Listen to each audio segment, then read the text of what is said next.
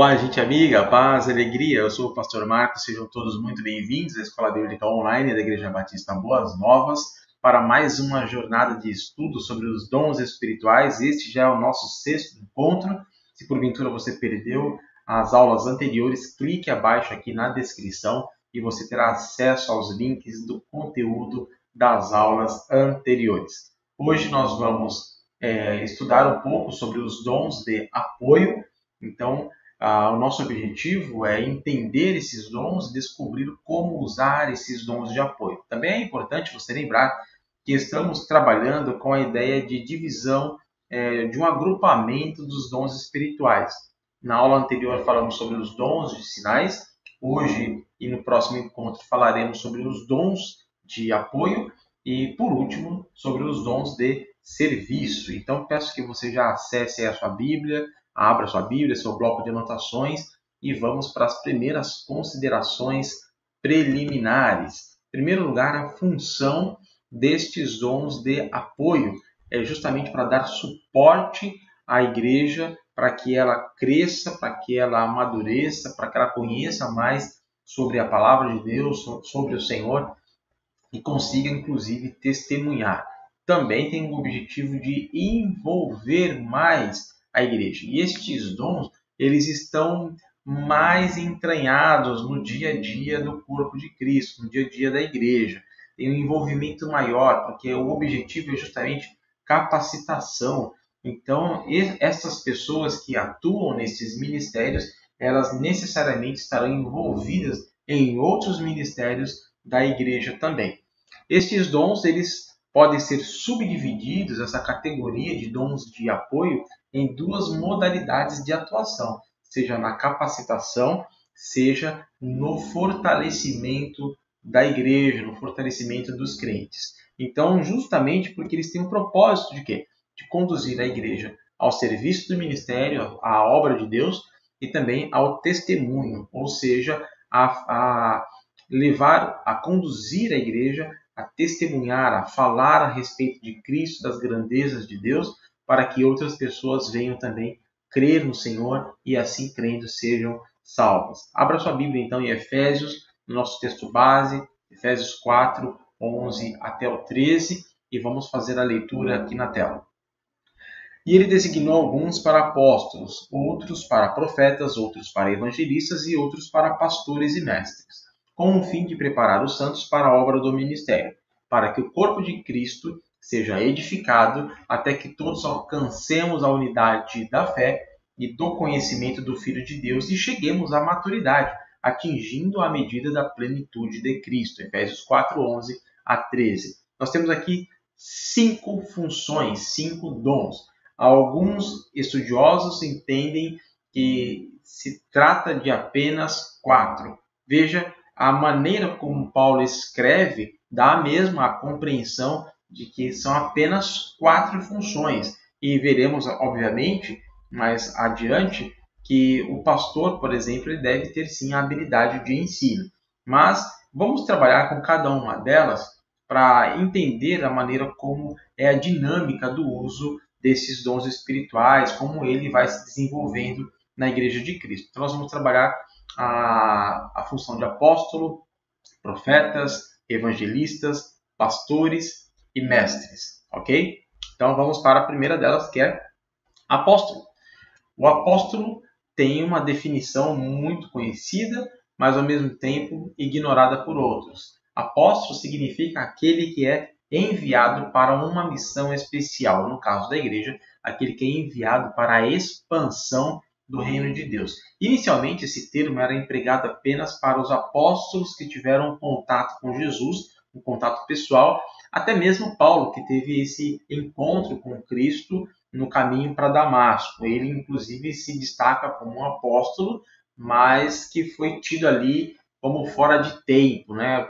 Como se fosse até mesmo um aborto, né? Ele usa muito essa expressão, essa figura de linguagem para identificar que ele chegou ali na rabeirinha, né? E se for o caso de usar apenas para este período, a gente vai ter a ideia de que esse dom cessou, ok? No entanto, a palavra apóstolo ela não encerra apenas o conceito daquele que esteve com Jesus, mesmo porque essa era uma palavra muito conhecida naquela época.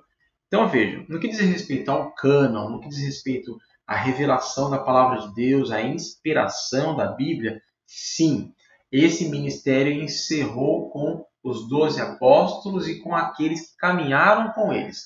Tanto que para a recepção de um livro como canônico, como um livro padrão de escritura, só poderia ser aceito se atendesse esse critério de apostolicidade, ou seja, se a pessoa que escreve era um apóstolo ou caminhou com um dos apóstolos.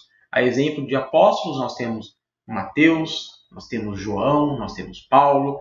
E a exemplo daqueles que caminharam com os apóstolos, nós temos Lucas, por exemplo, que ele escreve Atos, ele escreve o Evangelho de Lucas, mas ele caminhou com Paulo, ele caminhou ali com os discípulos, então ele ganhou essa autoridade de ser recebido como um escrito inspirado no livro canônico, ok? Nesse sentido, encerra-se o período apostólico.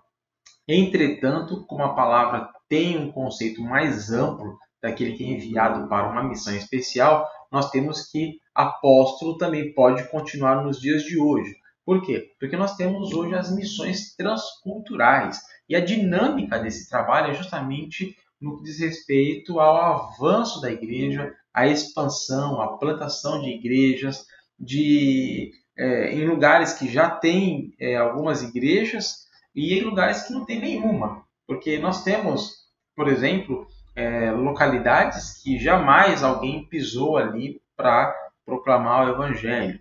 Eu lembro que uma vez eu participei de um trabalho evangelístico numa cidadezinha numa zona rural, onde há muitos anos ninguém tinha pisado lá para levar uma palavra de Deus. Teve uma pessoa que disse que há 40 anos nunca ninguém tinha passado lá para entregar sequer uma literatura da palavra de Deus. Então existem lugares onde não houveram pregação, ainda não, onde o evangelho não foi pregado, e estou falando de Brasil, tá? E existem lugares que já existem igrejas, que já tem igrejas plantadas, mas o impacto do evangelho ainda é menor. Portanto, ainda cabe plantação de igrejas, por isso que existem pessoas que têm esse perfil, né, dado pelo Espírito Santo para alcançar e plantar ali, começar um trabalho de pregação da palavra de Deus, a fim de que pessoas sejam alcançadas pelo evangelho. Existem algumas dificuldades que a pessoa que tem o dom de apóstolo ela vai encontrar. Eu não coloquei aqui na tela, mas uma delas é com relação à definição do termo apóstolo. Nós usamos hoje a palavra missionário, aquele que tem uma missão específica de plantar uma igreja. Mas, pela definição, pela etimologia da palavra, pelo estudo da palavra apóstolo, essa pessoa, sim, ela tem esse dom do apostolado no sentido de plantação de novas igrejas, de administração de um grupo maior de igrejas, e aí, neste caso, sim. Entretanto, enfrentamos um outro problema em âmbito nacional, até mesmo internacional, de pessoas que têm se intitulado apóstolo como se fossem aqueles como se eles fossem sucessores dos apóstolos na revelação de Cristo. Isso não existe mais. Tá? Agora, no sentido do termo de missionário, de plantador de igreja, sim, é esse dom, é esse ministério que a pessoa atua. E, então, essa é uma primeira dificuldade. A outra é que, apesar da facilidade na plantação de igrejas, essa pessoa pode ter dificuldade em pastorear, ou seja, ela tem um perfil mais tranquilo para dar início a um novo programa de plantação de igrejas. Mas assim que a igreja surge, tem os novos crentes, ela vai ter um pouco de dificuldade de pastorear, de nutrir, de cuidar. Nós vamos falar um pouquinho sobre o dom de pastor daqui a pouco. E aí é necessário que alguém venha suprir esta carência, a fim de que essa pessoa com o dom do apostolado, de plantação de igrejas, com esse ministério missionário, ela possa avançar para um outro contexto, para uma outra localidade, plantar ali novas igrejas.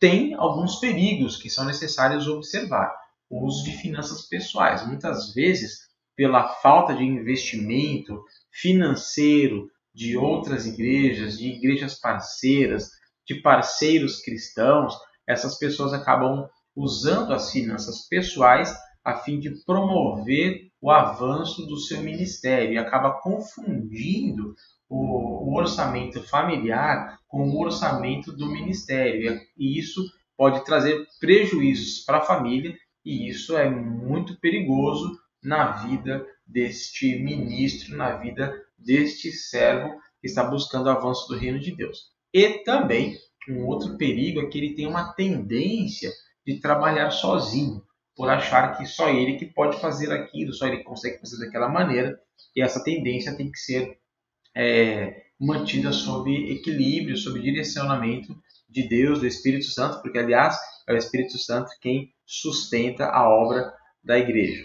E qual que é o deleite, qual que é o prazer dessa pessoa que tem este dom? Ele tem a alegria em iniciar novas igrejas e, inclusive, a alegria de ver pessoas que foram alcançadas serem, igualmente a ele, enviadas para a plantação de novas igrejas, para que a luz de Cristo se espalhe por este mundo, ok? Então, este é um resumo bem básico do que é o dom de apóstolo. Depois nós temos profeta, que também tem uma outra confusãozinha no que diz respeito à sua definição, mesmo porque nas Escrituras nós temos, tanto no Antigo e no Novo Testamento, esta função do profeta, da profecia, aquele que entrega um recado de Deus ao povo. No Antigo Testamento, inclusive, havia ali um intercâmbio de palavras como vidente, aquele que previa acontecimentos futuros. No Novo Testamento, no que diz respeito ao profeta, ao dom de profecia, não está vinculada essa questão de antecipação de eventos futuros. Muito embora Deus ele possa, sim, antecipar alguma outra coisa para alguém, mas, gente, nas Escrituras nós já temos todos os eventos finais descritos e antecipados. Tem muita gente que busca profetas para fazer uma leitura do futuro. Cuidado com isso, tá bem? Porque o profeta, a pessoa que tem o dom da profecia, na verdade, ela vai ter uma habilidade para comunicar a palavra e a vontade de Deus, e não existe nenhuma outra revelação extra-bíblica. O profeta, a pessoa que tem o dom de profecia, ela vai comunicar a palavra de Deus, o evangelho que já está escrito na Bíblia. Não existe mais nada a ser acrescentado, não existe nenhum espírito profético por aí que vem trazer coisa nova, tá bem? Isso aí a gente precisa ter muito cuidado para não ser induzido a enganos, tá? Cuidado com pessoas que fazem uso de uma maneira equivocada desses dons, e inclusive sabemos que Satanás também pode manipular pessoas para induzir outros a erro, acreditando que existe um espírito profético que pode conduzir as pessoas a um conhecimento diferenciado de Deus ou algum conhecimento do futuro. Não existe. Na Bíblia mesmo diz: basta a cada dia o seu próprio mal. Então vamos em frente. A palavra de Deus já está revelada. Os princípios que precisamos para viver estão ali, e nós precisamos de profetas para que nos ajude a compreender esses princípios que estão na palavra de Deus, que nos ajuda, que nos orienta para viver melhor diante de Deus e em comunidade.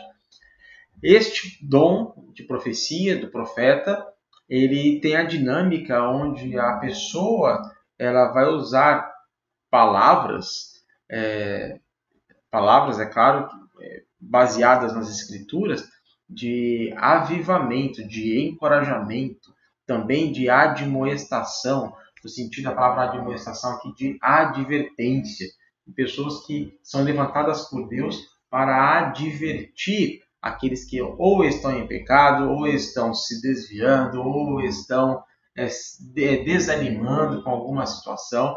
Então, são levantados profetas para trazer de volta essas pessoas ao reino de Deus, a caminhada com Cristo. Então, por isso que existe a necessidade do profeta. A dificuldade que ele vai encontrar é justamente para fazer amigos. Veja que interessante. Muitas pessoas querem saber a vontade de Deus, mas se alguém é levantado como um profeta de Deus, ele vai falar da parte de Deus, a palavra de Deus e o que Deus tem para a vida das pessoas. E normalmente nós não queremos, de uma maneira bem sincera e honesta, queremos saber da vontade de Deus. Nós queremos fazer a nossa própria vontade. E quando alguém confronta a maneira como nós estamos vivendo, as escolhas que estamos fazendo, essa pessoa acaba se tornando uma espécie de inimigo.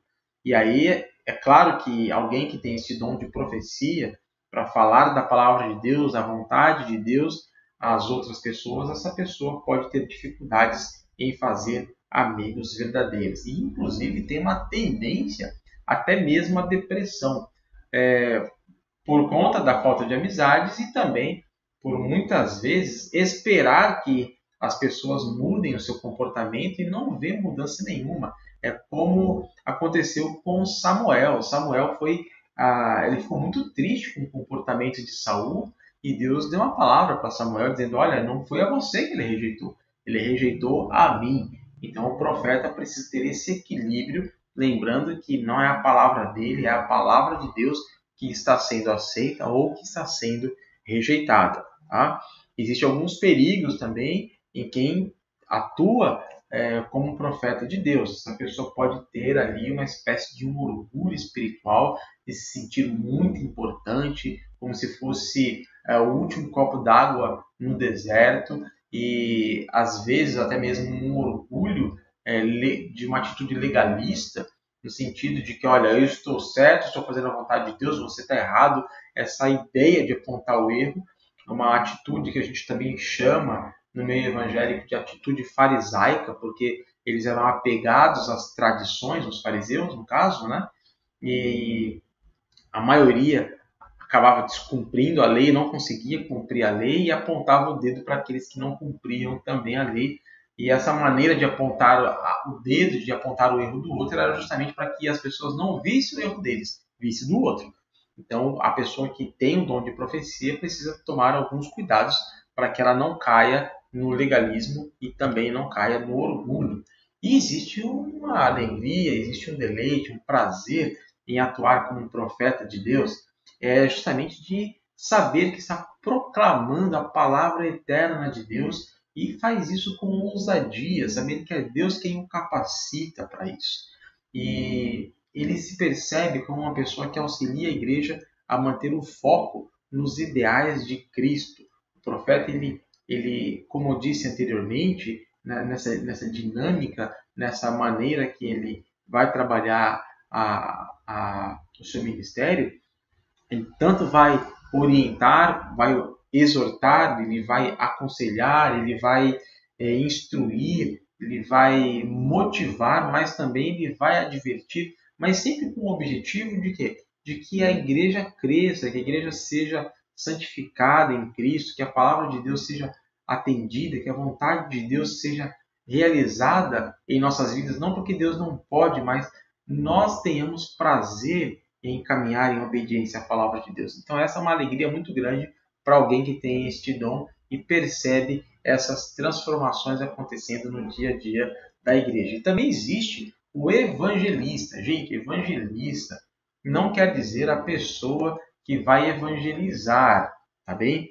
Todos os cristãos, eles precisam testemunhar. Lá em Atos 1:8 diz que ao receber o Espírito Santo, nós seríamos todos, indistintamente, capacitados para testemunhar as grandezas de Deus. Tanto que quando o Espírito Santo chega, nós vimos isso também nos estudos anteriores, aqueles irmãos que estavam lá no cenáculo, naquela sala de encontro, eles começaram a falar das grandezas de Deus em outros idiomas. Ou seja, todos podem testemunhar, todos devem testemunhar, porque foram capacitados para essa finalidade. E em 1 de Pedro, capítulo 2, verso 9, diz que nós somos chamados povo de Deus, raça eleita, sacerdócio real, nação santa, com a finalidade de anunciar as grandezas de Deus, as virtudes de Deus. Então, todos devem testemunhar, todos devem evangelizar. Mas o evangelista, a pessoa que tem o dom de ser evangelista, ela tem uma habilidade específica para motivar a igreja, para equipar os crentes com a finalidade de evangelizar. Esta obrigação, essa missão que todos temos, ela deve ser trabalhada, ela deve ser conduzida de uma maneira bem objetiva. E o evangelista, ele vai atuar nesse sentido de capacitar a igreja a conseguir testemunhar Cristo, dar um testemunho pessoal, de forma que os outros vejam o que Deus tem feito, o que Deus fez em favor da humanidade. Este dom é usado para capacitar o crente a testemunhar Cristo, motivar e equipar cada cristão para estabelecer relacionamentos intencionais com pessoas que ainda não conhecem Jesus. Ou seja, você vai buscar em oração, clamar a Deus para que Ele mostre quem são as pessoas que você precisa de fato compartilhar Jesus. E quem tem este dom do evangelista, ele vai ajudar a igreja a caminhar num relacionamento intencional de compartilhar o evangelho e, posteriormente, é claro, num relacionamento de discípulos. Porque também é a nossa missão fazer discípulos. Jesus diz, ir por todo mundo, pregar o evangelho e fazer discípulos, batizando-os em nome do Pai, do Filho, do Espírito Santo. Então, essa função ela é de todo crente, porém, o evangelista ajuda a igreja a cumprir esta missão. Qual é a dificuldade? Ele tem uma dificuldade de aprofundamento bíblico. Normalmente os evangelistas têm ficado mais nas questões elementares da fé, não se aprofunda tanto. Há uma necessidade, sim, de todo crente se aprofundar no conhecimento de Deus. É uma exortação que vem lá de Oséias, inclusive, né? Conheçamos e prossigamos em conhecer o Senhor. Então, é importante que todos tenham, sim, profundidade. Mas o evangelista, por conta desta atuação dinâmica de orientar, de capacitar pessoas, ele acaba deixando de lado um pouco a profundidade teológica. Mas é importante que ele assim o faça, porque pode ser que encontre situações um pouco mais dificultosas para argumentar e defender a fé. Tem uma tendência muito grande de se interessar por números. Então, o evangelista, às vezes, está preocupado em saber quantas pessoas ele alcançou, quantas pessoas ouviram, fica fazendo conta demais. Então, é uma dificuldade que ele precisa administrar com equilíbrio, inclusive. É claro que a igreja deve crescer em números, mas também em qualidade. E a gente tem que ter esse cuidado com relação aos números, porque nas Escrituras nós vemos que quem acrescenta é o Espírito Santo, mas a igreja precisa trabalhar sim, ok? Quais são os perigos? Pressionar pessoas para que elas se convertam. Lembra? Está preocupado com números, acaba pressionando, acaba fazendo com que a pessoa tome uma decisão ali imediatamente. Tem que ter calma, tem que dar o tempo da palavra entrar no coração da pessoa. Lembre-se que a palavra de Deus é como uma semente. Então, ele é um plantador de sementes. Tanto a pessoa que tem este dom de evangelista, como também aqueles que vão testemunhar. Todos nós, como cristãos que testemunhamos Cristo, precisamos lembrar que a palavra de Deus é uma semente que vai caindo na terra. Agora, a terra boa ou a terra que não é boa, isso vai depender do agir de Deus, do Espírito Santo, nós não sabemos. O nosso propósito é espalhar a semente da palavra de Deus, tá bem? E o evangelista vai orientar, ele vai orientar a igreja como realizar esse processo de semeadura. E ele tem que ter cuidados, porque existem alguns perigos que o cerca. Um deles é este, de pressionar pessoas a se converterem, né, porque precisa transmitir um relatório. Outros problemas vinculados a esse tipo de atuação é o orgulho, porque de repente ele tem um número muito grande de pessoas que estão se convertendo e, por outro lado, ele pode sofrer um pouco de desânimo, porque não vê pessoas se convertendo, não vê o envolvimento da igreja no ministério de evangelização, no ministério missionário, nos movimentos que nós fazemos, inclusive no meio batista, de missões o ano inteiro. Muita gente acaba não se envolvendo, isso pode gerar um pouco de desânimo. Então, tudo isso é importante a pessoa que tem o dom de evangelista trabalhar para ter equilíbrio no seu dia a dia, no seu relacionamento com Deus. E, principalmente, esse daqui é um ponto de toque que nós precisamos ter um pouco de cuidado. Sensacionalismo. Às vezes, com o objetivo de alcançar pessoas ou até mesmo de levantar recursos, muita gente tem usado sensacionalismo para sensibilizar a igreja, sensibilizar pessoas. Isso a gente precisa ter um pouco de cautela, porque às vezes a verdade não está sendo transmitida como ela deveria ser. Você quer ver um exemplo? Eu sou de São Paulo, tá? Eu fui criado em São Paulo, nasci em São Paulo, e quando eu tinha 33 para 34 anos, eu fui chamado para trabalhar no Nordeste. A visão do paulistano lá da capital é de que o Nordeste é apenas terra seca, né? E eu vim conhecer o Nordeste e não é bem assim. Claro que tem o semiárido, tem regiões extremamente secas, extremamente carentes, mas não é só isso, gente, né? Nós temos centros médicos, centros odontológicos, tem shopping center em algumas cidades. O interior está cada vez maior, tem incentivos do governo para estabelecimento de empresas. Então, veja, a gente precisa ter cuidado porque às vezes transmite uma ideia de que não corresponde com a realidade. Tá? Então, nós precisamos ter uma cautela muito grande para, tanto em comunicar o Evangelho, como também em levantar recursos para que a obra de Deus cresça, não sejamos sensacionalistas e, inclusive, até mesmo falseando a verdade. Então, é um perigo que todos precisam prestar atenção para não cair. E a alegria, né, de quem tem um dom de evangelista é ver o crescimento quantitativo, em quantidade mesmo, em número e também em qualidade da Igreja de Jesus. Porque nós vemos pessoas que são libertas das trevas e são direcionadas por meio do agir do Espírito Santo ao reino do amor de Deus. Este é um grande prazer para quem tem o dom de evangelista. E o pastor? O pastor ele tem a habilidade para pastorear. A ideia do pastor de ovelha mesmo, tá? De nutrir, de proteger, de cuidar, de administrar a igreja.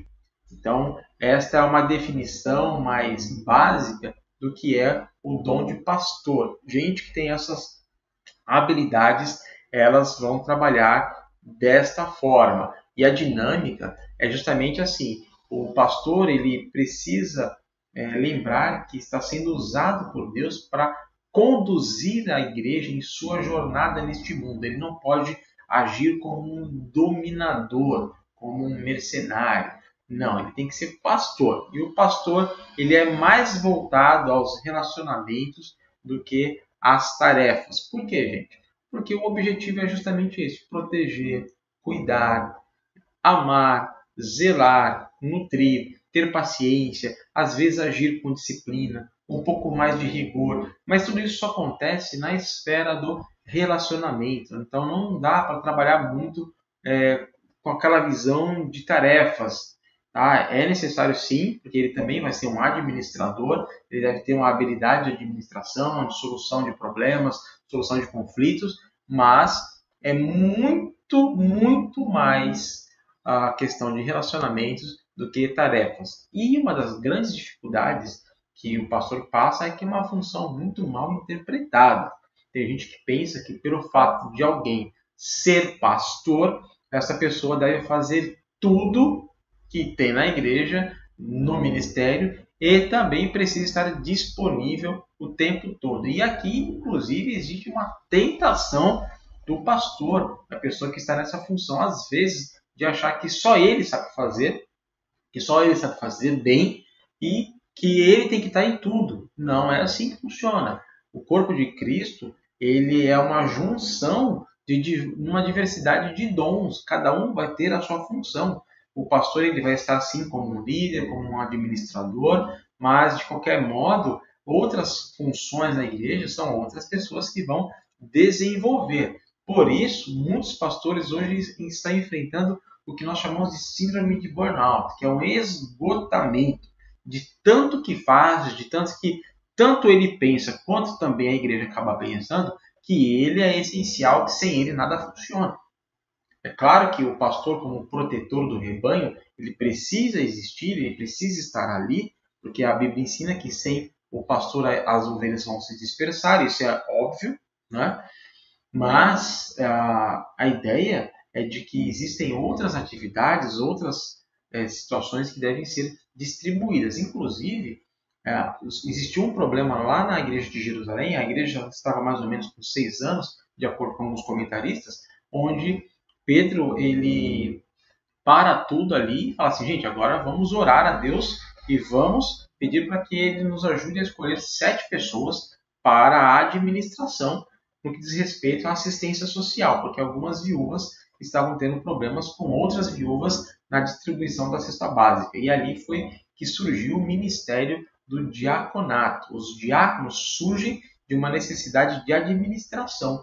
Então o pastor não vai fazer tudo. Tanto que Pedro ele fala, nós nos dedicaremos à oração e à pregação da palavra. Então o pastor precisa ter cuidado com a multitarefa, a fim de que não entre nesse sistema de esgotamento espiritual, esgotamento físico, esgotamento emocional, o orgulho também de achar que ele é o suprassumo de tudo e acaba se descuidando de sua própria vida, de sua própria saúde, da sua própria família, tenta abraçar o mundo todo, mas perde aqueles que estão em sua própria casa. Então, é um perigo que ronda os ministérios pastorais por aí e precisamos todos ter cautela, tanto pastores quanto igreja, ok? E, finalmente, o prazer do pastor de vir à igreja saudável e em crescimento. Tudo isso é porque ele tem esse objetivo de conduzir a igreja de Cristo, que é a igreja que não é dele. A igreja foi comprada com o sangue de Jesus, não com o sangue do pastor. A igreja pertence a Cristo. A cabeça da igreja é Cristo. O pastor é como também uma pessoa que tem o dom da misericórdia, o dom da contribuição. É alguém que tem o dom de pastorear. Então, todos estão juntos no desenvolvimento do ministério. E, finalmente, mestre, como eu disse no início, pode ser juntada como pastor-mestre. No meu entendimento, acaba sendo melhor assim compreendido, porque no contexto maior das Escrituras nós vemos Paulo orientando Timóteo que o pastor precisa ser apto para ensinar. E o que o mestre faz? O mestre é alguém que tem a habilidade para comunicar o conhecimento das Escrituras. E o pastor precisa ter essa habilidade. Não pastor mestre, pastor que ensina, pastor que orienta, pastor que capacita. Então é importante que o pastor seja mestre. Mas existe um outro lado dessa mesma moeda. Tem mestres que não são pastores. Entende? Por isso que podemos trabalhar também com 5 dons nesta subcategoria de dons de serviço, no caso da capacitação. Então, os mestres eles são pessoas habilitadas para comunicar o conhecimento das Escrituras. Ele é uma pessoa estudiosa, uma pessoa que tem didática para transmitir o conhecimento e transmite o conhecimento com profundidade, justamente pelo fato de ser uma pessoa que estuda. Não tem como transmitir o conhecimento bíblico com profundidade sem que haja estudo. Não tem como fazer isso sem que eu pesquise. Não adianta alguém querer ter profundidade bíblica, por exemplo, para ensinar outras pessoas, se ela copia mensagens, se ela já pega mensagens prontas, ainda mais hoje com facilidade da internet. Então a preguiça não pode fazer parte da rotina de um mestre, de alguém que ensina a palavra de Deus. E a grande dificuldade que ele vai enfrentar, no caso aqui, é a tendência de ser prolixo, ou seja, estuda tanto, tem muito conteúdo e na hora de transmitir, quer transmitir tudo e acaba que ninguém entende nada, né? Então precisa ter dinâmica. Então, uma das dificuldades é essa, a prolixidade, e outra é essa falta de dinâmica que às vezes pode existir em algumas aulas e na vida de alguns mestres, de alguns professores de Bíblia. Perigos que ele pode enfrentar é o orgulho, o sentimento de superioridade, porque ele conhece a Bíblia, ele está ensinando sobre Deus, não é ele quem sabe, e às vezes pode gerar até situações numa aula, no encontro de discipulado ou numa discussão de que essa pessoa que estudou, que às vezes tem até um diploma, uma certificação, ela acaba se baseando nessa certificação para dar uma carteirada e fazer o outro ficar quieto. Não é bem por aí. Todos, tanto o mestre quanto aquele que está aprendendo, todos estão conhecendo Deus. Nosso conhecimento de Deus é progressivo, jamais será exaustivo. Ninguém vai conhecer Deus por completo, só Ele mesmo que se conhece profundamente a si mesmo, como nós podemos aprender nos atributos de Deus. Então essas pessoas às vezes podem ter esse ar de superioridade, então é preciso ter equilíbrio, porque todos ainda continuam aprendendo sobre as grandezas de Deus. Podem ficar tão focados no conteúdo que esquecem da necessidade das pessoas. Então esse é um problema também, que um perigo, né, que o professor pode enfrentar. Tão preocupado com o conteúdo que esquece de ministrar aquele conteúdo na vida da pessoa que tem alguma necessidade. E, finalmente, o deleite, o prazer de um mestre é ver a igreja equipada e transformada para a vida. Gente que consegue fazer a defesa da fé, que consegue compartilhar, que consegue testemunhar, que consegue pregar o evangelho de uma maneira que o outro possa entender. Inclusive, essa palavra que o evangelho do reino será pregado, a palavra pregado traz essa ideia de que ele será pregado de forma que o outro entenda. E aí, claro, que dependeremos do agir do Espírito Santo na vida de quem ouve, mas tem que ser ensinado de forma que o outro compreenda. E esta é a grande alegria que um mestre pode ainda ter na vida, né, no seu dia a dia de ministério, ok? Então, estamos encerrando neste momento com os 5 primeiros dons, no que diz respeito aos dons de apoio, e no próximo encontro vamos estudar a outra subcategoria desses dons, que é o fortalecimento. Hoje trabalhamos capacitação. No próximo encontro vamos falar sobre o fortalecimento, usando dons de apoio para servir a igreja, a fim de que todos possamos alcançar a medida de Cristo. Deus abençoe a todos e até a próxima.